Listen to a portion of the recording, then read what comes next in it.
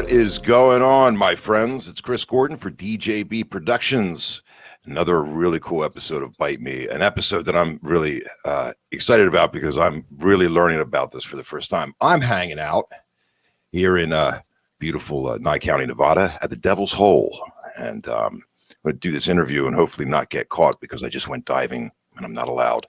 But that's okay because I have two great guests who are going to help us understand and kind of, pun intended, go into the deep end on this one. Please welcome Stacy Rubel back to the show. Hello, Stacy. How are you? Hello. I'm doing great. How about you?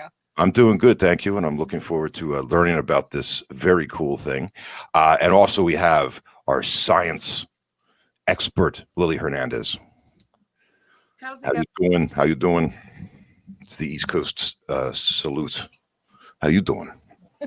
Okay, so we're talking Devil's Hole, and I'm sorry, I'm just learning about this place. Very cool. So, Stacy, give us a background on the Devil's Hole, if you would. All right. So the Devil's Hole is this area in Nevada. It's kind of like a freshwater like spring. Some people refer to it as a hot spring. Um, I read in some places, some people don't. Internet. But anyway, this Devil's Hole is a gorgeous place. Has a lot of cool ecology, which Lily's going to go into in a little bit, and then the eeriness of it. So the way I found out about this, I was watching a series of videos about scary diving stories, and I read about these people who went scuba diving, which you're not supposed to do. It's actually not allowed. And it's actually not for the safety of the people. It's for the safety of the ecosystem down there. But these guys went diving. Two of them essentially went missing. Rescue crew went in there to try to find them because the way that this Devil's Hole is situated, there's this tiny little opening, but once you get past this cavern, it opens up into this huge area that goes about 500 feet deep. And then there's a few little chutes and pathways in here. So this rescue team went in here to find these divers, hoping that they had gone up into some of these caverns where there's an air pocket, because obviously they would have run out of air by the time they got to them. They checked there, couldn't find them.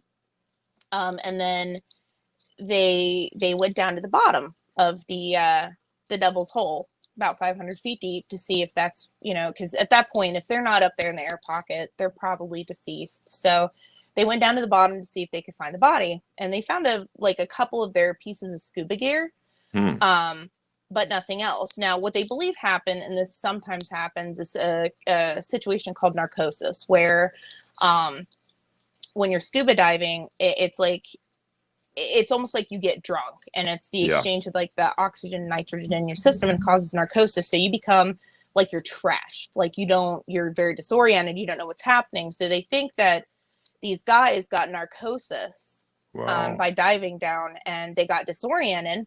And so maybe that's what happened. They weren't sure. They were looking for these bodies. So when they got down to the bottom, they're looking around. It's a huge area, but not big enough where they couldn't scout it out. So they're down here with their lights because it's pitch black. They're looking around. They can't see anything. But then they notice in the center of the Devil's Hole, the bottom, there's this hole, and it's probably about the size where a person could fit down it, approximately. So they go over to this hole, and as they're approaching and see, maybe they went down here, maybe they got lost, but we don't have this map. We don't know what the hell this hole is. So they go over to the hole, but as they approach it, they feel this strong current rushing into it. So they backed up a little bit, and they're like, okay, that's a little weird. So they were thinking possibly debating the idea of possibly going down there, but they wanted to see how deep it was. So they threw this line in, and remember, they're 500 feet down. The furthest anybody has dived, I think, is 1,200 feet, physically dived. So they're at the 500 foot mark. They put this line in there about 932 feet. It goes all the way down to the bottom, and it doesn't hit anything. So they don't even know how deep this thing is. And there's this crazy current rushing in. Again, none of this is mapped. Nobody knew anything about this. mostly because they don't allow a whole lot of scuba diving in here. Right.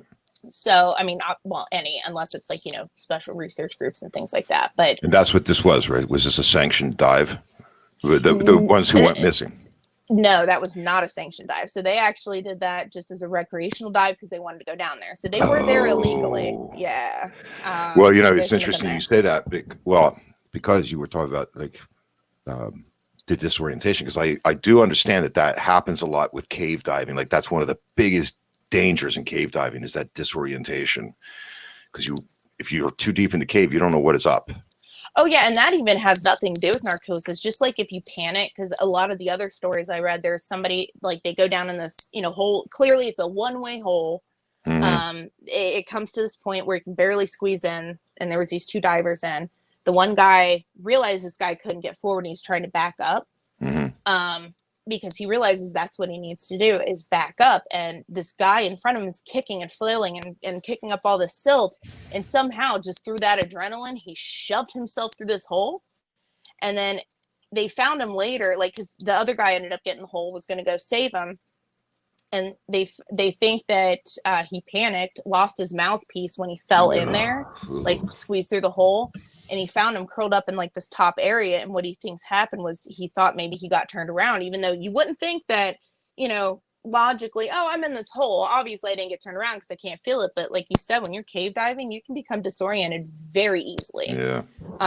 So that's what they think happened. Yeah. So that happens. That is creepy, man. That's even scary. without narcosis, just not knowing even people, I've read so many things about experienced cave divers where just freak things have happened. Yeah. And some of it's due to narcosis, which was insane. Wow. Yeah. So these research guys go down here, throw that line in, don't know what's happening. They were going to go in until they put that line in there. And they're like, there's not a bottom. And if we get in here because of this strong current, the fact that they could feel it before they were even there, they're like, there's no way to guarantee that we're getting back out, like fighting that current. So they obviously decided not to go down there. They kind of left it at that, assumed they got narcosis, that because of the narcosis, they kind of wandered in and was pulled in to that hole because they were disoriented and the current was just kind of guiding them in there. So that's how I found out about it. Now, what made it really crazy was like in 2012, there was this earthquake 2,000 miles away in Mexico. Okay.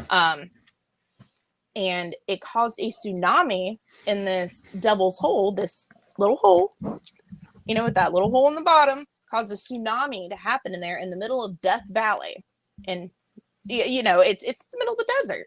Yeah, right. You know, and you have a tsunami in there, and they're like, holy cow, this is clearly connected to some underground water and tunnels, and it could be worldwide if it's coming from 2,000 miles away. It would have to be, right? Oh, yeah. I mean, there's no other way. So they haven't really been able to explore it too much because there's only, you know, so far we can go down, like as people. And even with machines, there's sometimes only so far they can go down before the pressure ends up making everything malfunction. So it hasn't really been explored a lot. That, and they also don't want to disturb the ecology of the area because there's an endangered species in there that they don't want to mess with. Right. And that's, I wanted to ask Lily about that. We were talking earlier before we went on the air, and Lily was talking about pupfish. And I never knew that there was such a thing. But Lily has told me there's a lot of things I don't know. So these little fish, and they're only about an inch long. And what's crazy about them is that they only live for about 6 to 12 months. And then their population obviously has to regenerate. What else is cool? There's so many different cool things about these little fish. They are the very first documented endangered species, and scientists and people have been interested in them since the 1930s. But another really cool thing about them is they've been around for about 10,000 years, and they only live in the Devil's Hole, in that aquifer, like the way Stacy described about the tsunami. The tsunami that happened in Oaxaca, Mexico, was a 7.2 magnitude earthquake that caused that tsunami in an underground series of aquifers. And a lot of times they're referred to as fossil water because they're prehistoric, and then caused a lot of different things to happen in the Devil's Hole. So if you think about it, these tiny little fish that only live for a year Mm-hmm. have been around for 10,000 years, enduring all of this different stuff that's been happening. Like we just found out about the tsunami in 2012 when that earthquake happened. And so think about what those little fish have been enduring for all of this time, and they're still around. And so that's why the Devil's Hole is so very closely guarded and monitored, because scientists are trying to maintain that species, because they were the very first of the endangered. Wow. Now that tsunami when obviously these pupfish are being monitored, they're being studied. There's obviously, so was there a change? Did something happen with them after the tsunami and the effect that it had on the Devil's Hole? Not to my knowledge, but I would need to do some more research. I'm just telling you the stuff that I know. Well, no, what I'm saying is the reason I bring it up is because it seems that like it would have, if it wasn't for the geological studies that are going on there, and which is why it's very protected, would they have known that an earthquake from 2,000 miles away affected the Devil's Hole? Well, Was it through that research that happened? Studying, they could tell obviously that there was a shift and that there were changes, and also they had to think, holy crap, is this going to affect our pupfish population? Because they live in an extreme environment, but they're also very, very particular about their environment. Just some little things, they like the Devil's Hole, like Stacy was saying, there's no bottom. At least we don't know about a bottom. We haven't found one yet, but the pupfish live at the surface of the water, and that's because they live off the limestone and the algae and things that grow there, because obviously photosynthesis needs to occur for the algae to exist, and so that's what the pupfish feed on. Also, there are owls that are nearby, and so a lot of times they live off the owl pellets also, that drop in there. Pupfish eat owl shit. Yes. You see, let me tell you, ladies and gentlemen, you're not going to get this information in school. That's what I'm talking about. Owl shit. Pupfish eat owl. Now, do pupfish have predators? It's very nutritionally dense for a lot of different species of animals. Okay. I'm sure that I wasn't sure if you're going to finish that sentence. No, it's nutritious. Because I was asking earlier if pupfish were delicious, but now I don't know if they are, but I do know that owl shit is, and it's nutritious, and it's good for you. But there's a reason why in biology classrooms we dissect owl pellets, because you find a lot of things in there, but it is very nutritionally dense for a lot of different animals, animal populations. I'm sorry, this is a little side question. How big are owl pellets? I mean, if you're Say like the size of a golf ball. I love dissecting them because sometimes you can find like a whole skeleton of something. Yes. And something like a whole like a mouse skeleton, you can actually put it back together. I did that in school, but I actually did that as an adult. I worked because I like doing it. It's cool. It's cool shit. Yeah, because they eat, they swallow their prey whole most of it. You know what I mean, owls aren't chewing, right? No. So yeah, I mean, they're eating their prey whole, which, okay, so now that makes sense then. Wow. Pupfish eating owl poo. Oh, and about the pupfish population after the tsunami real quick. I did look it up. It did affect the population. It did dwindle it a bit, but it didn't completely get rid of it. It was a low, but they're still around. They're still on the endangered as 2018. So. They always will be, more than likely, because there's never more than 100 of them at a time, at least recent numbers. There was a period of time where they dropped around 80 and the scientists got super nervous because Oh, wow. And Lily, you were telling me earlier, they only exist in the Devil's Hole. Like that's the only place where they live. Yes. You can't get pupfish anywhere else. Did the because I didn't look this up, did the scientists like start any sort of like breeding program to re-release them, or what did they do? Yeah, that's what's crazy. It's a little ways away from the Devil's Hole. They have like a synthetic area where they're trying to breed them, and it's been successful so far. But it's a very delicate ecosystem that they live in. Because if you think about it, it's fossil water, like it's prehistoric in nature, and so it's not like we can replicate that. How the hell would we do that?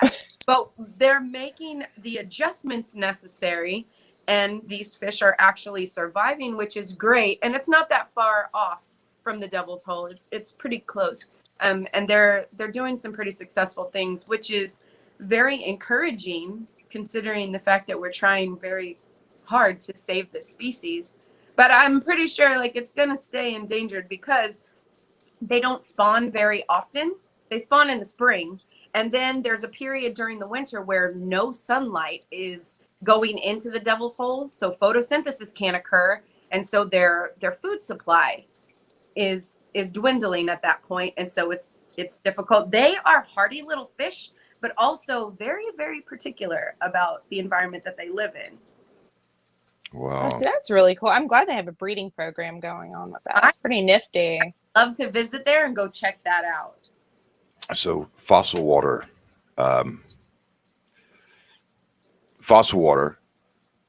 is, there's a question in here. I know. I'm trying to phrase it where fossil water is underground water, right? It's an aquifer. It's, in other words, it's not, I almost want to say it's absolutely pure water. Well, I mean, yes, but also no. It's prehistoric. So there are a series of aquifers underneath what we know. Right. And they have been around since the beginning of time. That's why it's referred to as fossil water, because it's a prehistoric aquifer. Oh, gotcha. Okay.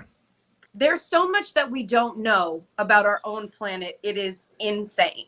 If you think about the fact that we only know about 10% about the ocean, but we know all kinds of things about space, it's mind-boggling to me how little we know about where we live.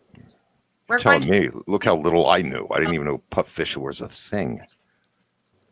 Wow. Man, you should hear about the Amazon, because we're discovering new stuff in there every day. Like every day. New bugs, new animals, new birds, new plants, new everything. Oh man. And that's just above the surface where we can see and easily You know what? access. I guess I have to admit, I think, in a lot of ways, being in my world and whatnot, sometimes I guess things get myopic for me, where I'm just kind of like, I don't know if I've done the math in my head of like how vast this shit is. Like even the ocean, like now we're talking about like, Stacey, we're talking about this earthquake that happened that kind of opened up the idea of these underground, tunnels and caverns, and maybe an entire network deep under the earth that is actually an ocean. And maybe the Devil's Hole is an entrance, and it's always has been. And, we're just discovering that. Because we don't know where the bottom is. We don't know where it goes. We don't know. And that's part of the beauty of science is we think we know something, and then something crazy happens and we're like, holy crap, we were totally wrong about that. So is there an organization that would be like equivalent to NASA or like Elon Musk's company where, they're all about space. They're all about like, hey, we're getting up there. Is there an equivalent company or even privatized maybe that's like, no, we're going the other way. We're going down, baby. We're going to Would that be like NOAA? Yes. Oh my God. I forget what it is. National Oceanic something administration. There are several atmospheric. That's what it is. Different organizations that are like that. The way that we're exploring space, they are exploring the oceans. But there's just so much of it. And we physically can't go more than, we can only go so far because we physically cannot withstand, and things that we've built can only withstand so much. You see, this is what blows my mind. I'm sorry. This is actually really crazy because you're right. We haven't built. Is it because it's just not as sexy as space? I mean, they built rockets that can, or satellites that are exposed to solar radiation and getting out of the atmosphere. I think that's Just getting partially out a of the reason. atmosphere. Like shit burns up. Shit catches on fire. And we got that. We're like, oh yeah, no problem. We're going up. I think it's partially that and partially our limitations, because in space there's, you have zero gravity, all this other stuff, but we also don't get close enough to any other structure with a large gravitational pull.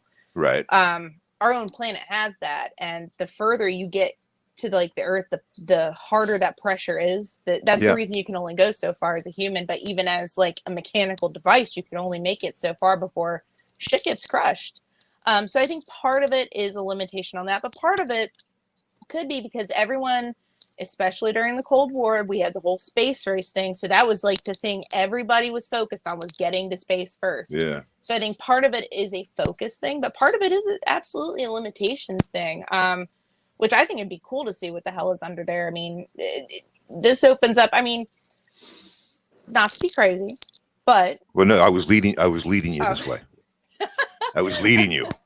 But you have things like the Loch Ness Monster that people claim to see, and yeah, the videos are fuzzy, pictures are fuzzy, whatever. Yeah, very well is a hoax. But who's to say there isn't something like that people actually have seen under there? The stories you see from like Moby Dick, 20,000 Leagues Under the Sea, with these like enormous creatures, like, right.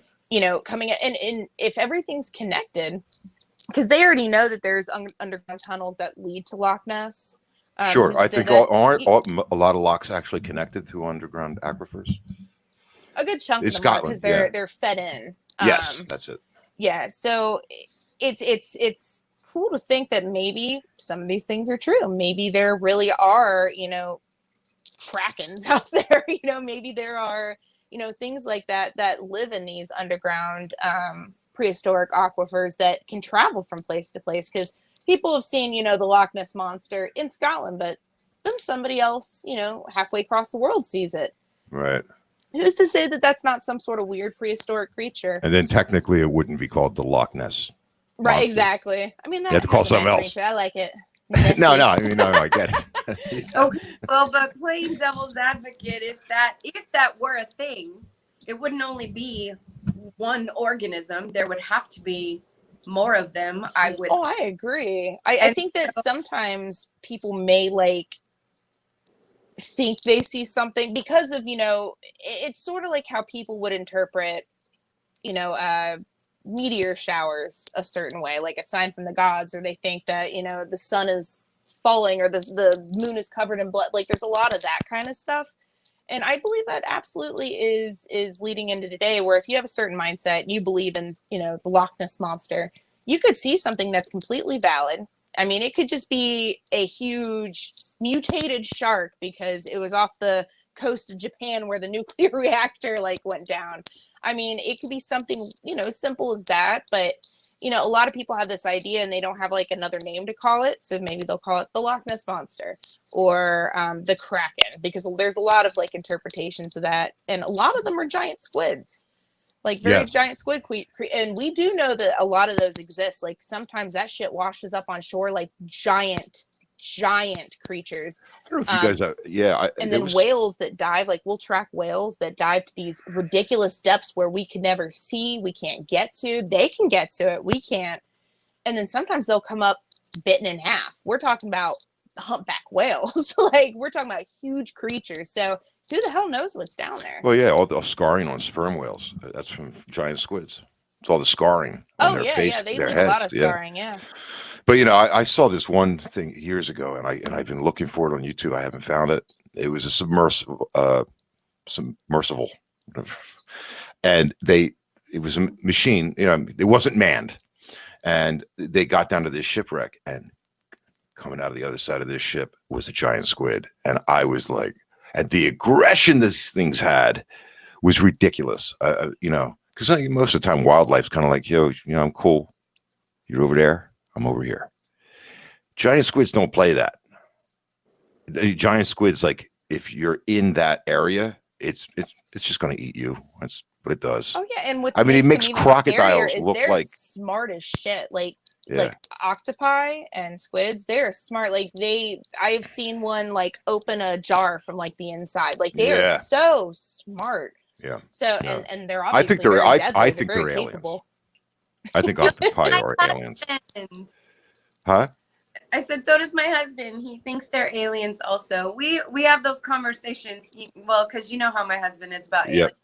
And so we've talked about that often, like how there's so much that we don't know about the ocean. Like we don't know what we don't know. And so he likes to talk about like maybe the aliens are down there. And there's a reason why we haven't discovered so much of the ocean, because they're making sure that we don't. And so we have those conversations all the time, because my husband's all about Well, aliens. there's a lot of cool things that come with that. Like, there's like underground, Jesus, underwater structures that we see in the ocean where we're not quite sure how they got there. Yeah, it could be a tsunami, it could be, glacial flooding, it could have been an earthquake. There could be numerous reasons, but sometimes they find really weird structures. Sometimes they find weird patterns. Now, there was one that they thought it was an alien, and it turns out I think it was pufferfish. And they were making these like cool little patterns in the sand that were completely perfectly geometric, but they found out it's their mating ritual. And it's really cool. So you have things like that, but then you have some things that they are having some trouble explaining, like on the bottom. There's just so much about the ocean that's so weird and cool. Well, that's what life sprang from, right? Yeah. So, Oh, yeah. Okay, so if life sprang from the ocean, we probably know nothing about it in comparative to, you know what I mean? Because life sprang, went onto land, kind of got the land in order, kind of figured out the stuff with land. But it's like we almost couldn't return to the origin. I'm going to get philosophical, but I won't. I won't go down that road, because I could completely go philosophical there with that idea, like the spring of life, and then not being able to return to the very thing that brought you life. Okay, sorry, I won't go there. But I do want to talk more about getting back into the Devil's Hole, and maybe some conjecture on where this discovery, which sounds to me now that it's like kind of a drain. You know what I mean? Because they get down 500 feet and they find this hole that they can fit a man through, and it's got a current.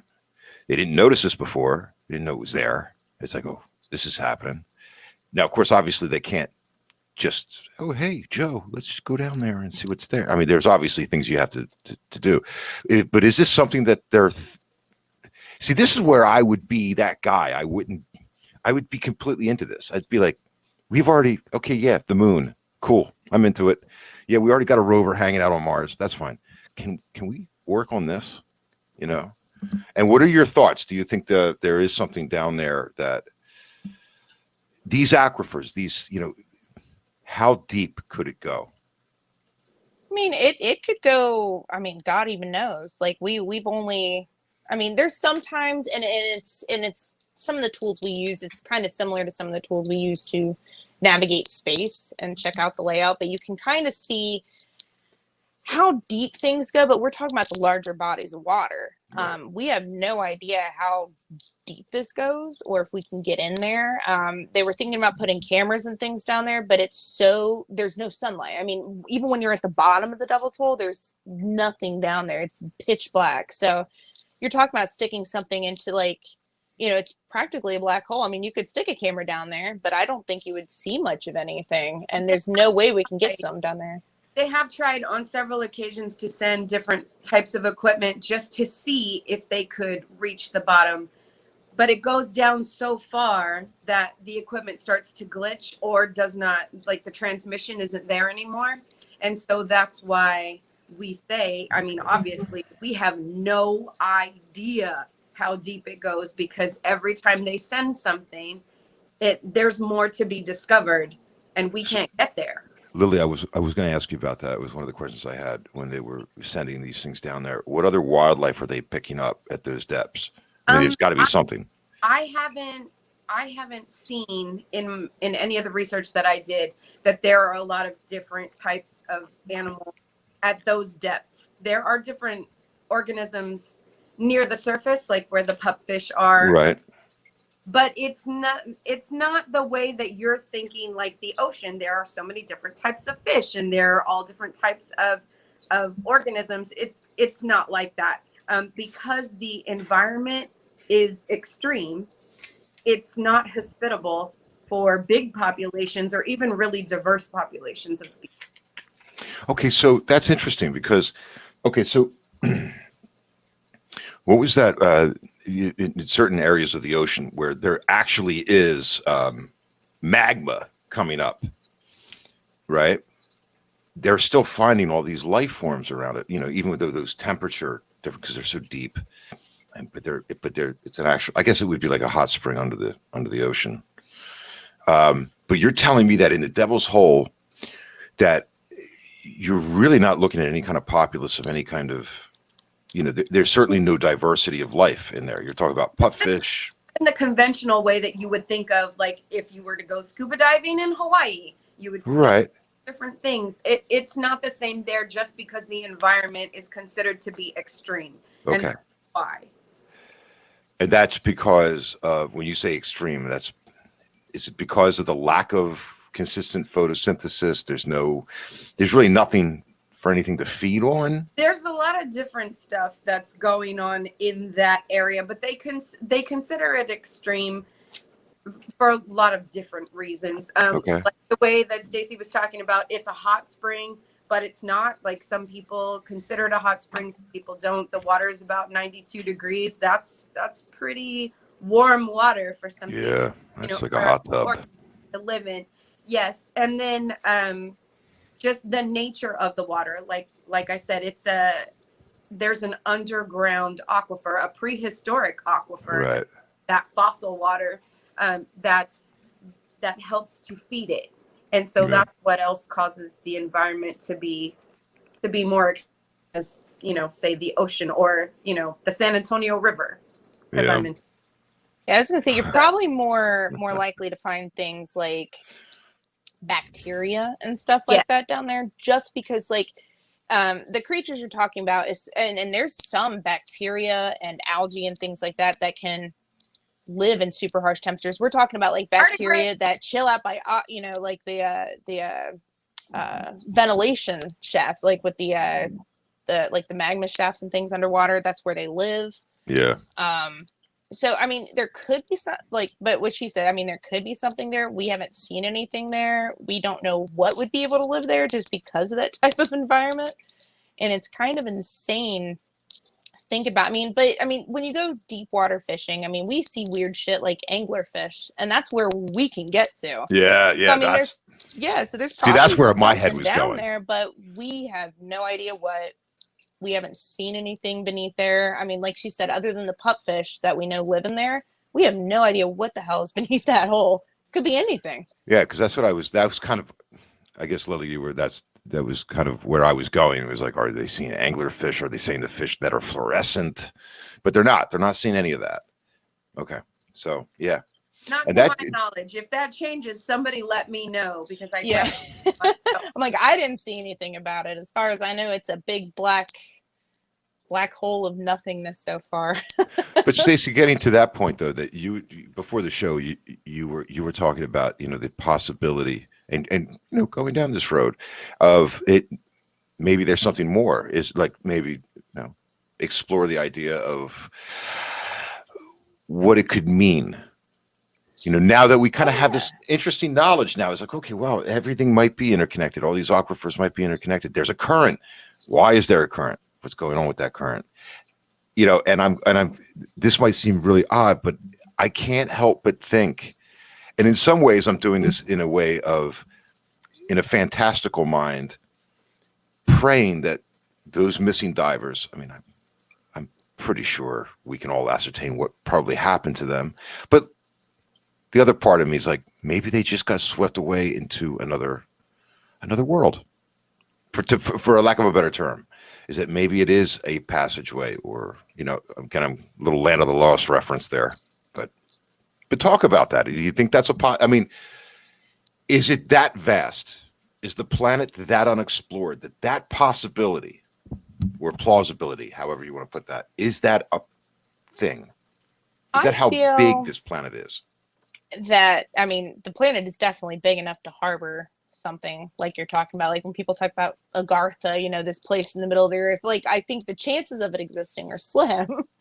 But I mean, who knows? Like, I'm the type of person that I will give at least 3% to any idea, because science doesn't know everything. You tell me the earth is flat, I will give you a 3% chance that's true, because yes, science, based off what I know of science, what I'm told about science, how science is calculated, that's not how that would work.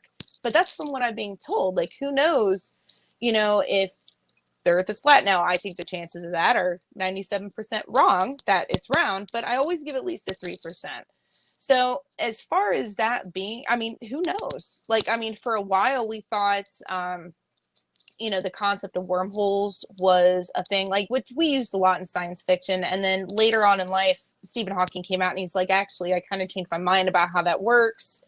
But a lot of people imagine wormholes as being like either a way to get from like one point in space to another, almost like Event Horizon. Actually, that's like my favorite analogy. It's like shortest distance between point A and point B. And he's like, oh, straight line. He goes, no, fold space, pop hole in it, and I was like, well, I love the way you explained it. I'm like, that's cool as shit. Yeah. But like, who knows? I mean, it could be. I mean, there could be something down there. Maybe he was swept into an area. Actually, have you ever seen the film As Above, So Below? Oh yeah, yeah. Something like that. I Maybe like that it's movie. like a flip where you go through this hole, and maybe from that point up, there's like an upward and there's an air pocket. I mean, who knows? Like, nobody knows what the hell could be down there. I mean, my imagination runs wild at the possibilities. I think some of the possibilities are slimmer than others, but I never dismiss anything ever. And and what I was kind of thinking was that that it would be a geological thing, like it would be this, not Land of the Lost where you're like there's skies and you're looking up and all of a sudden there's atmosphere. You're like, what the hell? I don't mean that. I mean, but imagine a world under the earth that is fed by these tunnels of water and the fossil water, if you will, and a whole other set of, I wouldn't say set of rules. I still think that the laws of physics would apply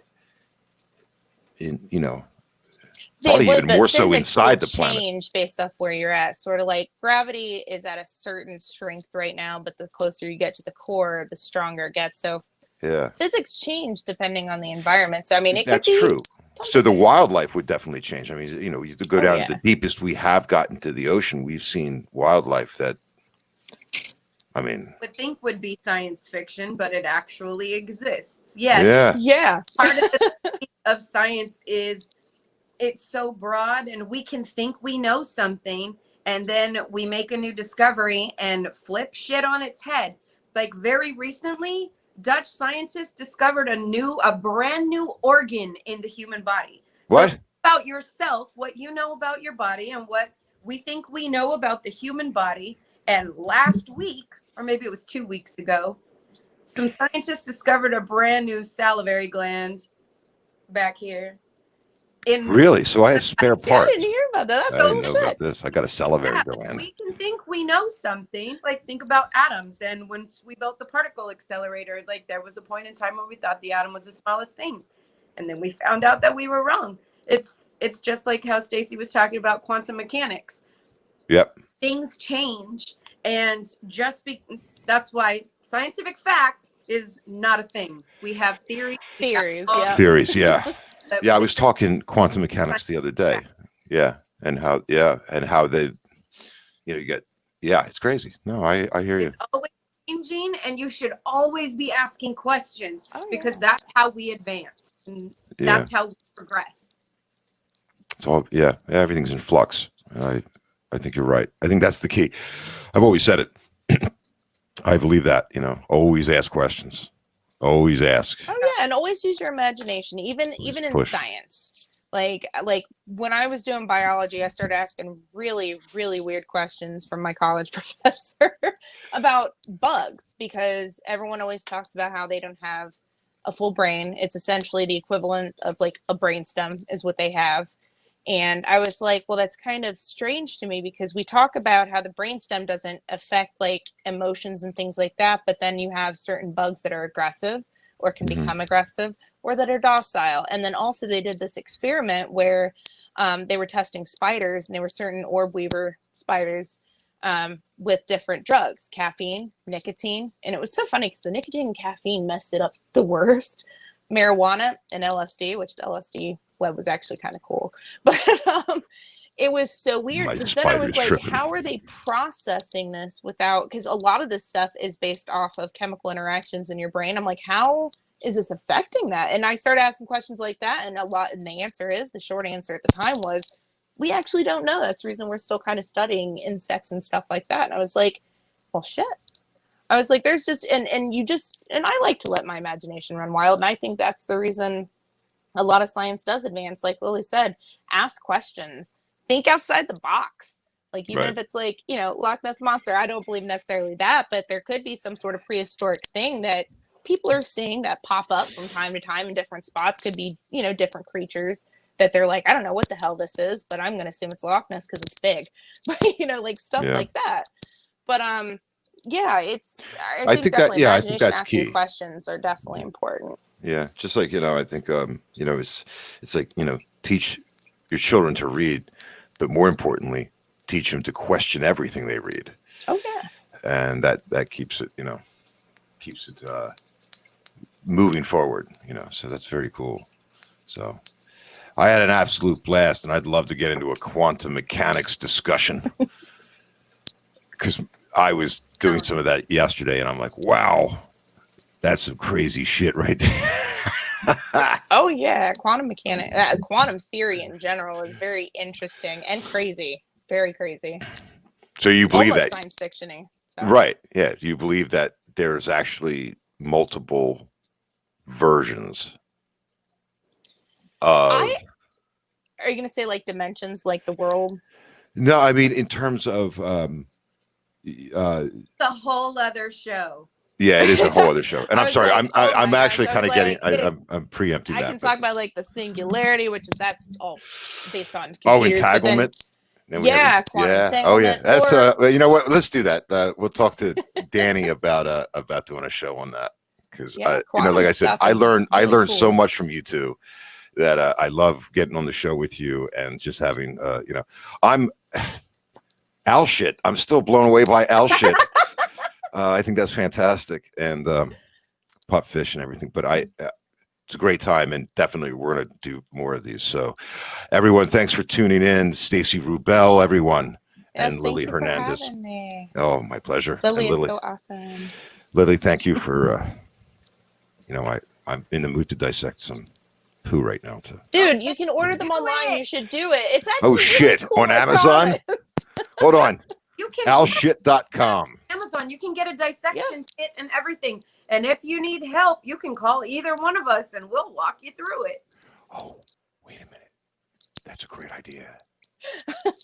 Okay. We could This is add what- that. no. Check this out. This is what we're gonna Add do. labs to the show. Oh, that would be so cool. Yeah, That's no. so You're smart. gonna. What you two are gonna do on one show, maybe in the next couple of weeks, is you're going to walk me through a dissection, and I will dissect. But we have to we'll do some emails to figure out what it is we're dissecting. And I am an extreme arachnophobic, so please don't make it a spider. Oh, that's I'm so sorry. sad. No, I keep no, I don't- tarantulas. I promise. it's There's like- no reason to be arachnophobic. don't. I'll teach you not to be. Okay. So I don't I have a used to be, personal and issue now I with have them. 9 tarantulas. I so. don't kill them, because if I see one, I'm like, oh, if I see a spider in my condo, I already know he's earned his rent because I don't see anything else in my condo. He's been busy eating them. I don't have a problem with that, but just I think it's I don't know. It's a weird thing with me. But yeah, that's a great idea. What a great idea for a show. Watch Chris dissect something while he tries not to hurl and learn it's all at not the what same you time. think. I promise it's Yeah, not it's like really a not. cat turd that you're like pulling apart. It's No. actually almost like wool almost. Like I can't it's got a weird Yeah, texture, but you can like pull it apart because it's like grass and If you're not well, doing not grass, but it's like bare hands. So, there's also that. It's going to be okay. Your plate of owl turds. Enjoy. And just look for the creamy nougat in the center. No. That's not if gonna there's a creamy No, nougat, you got the wrong kid. Yeah.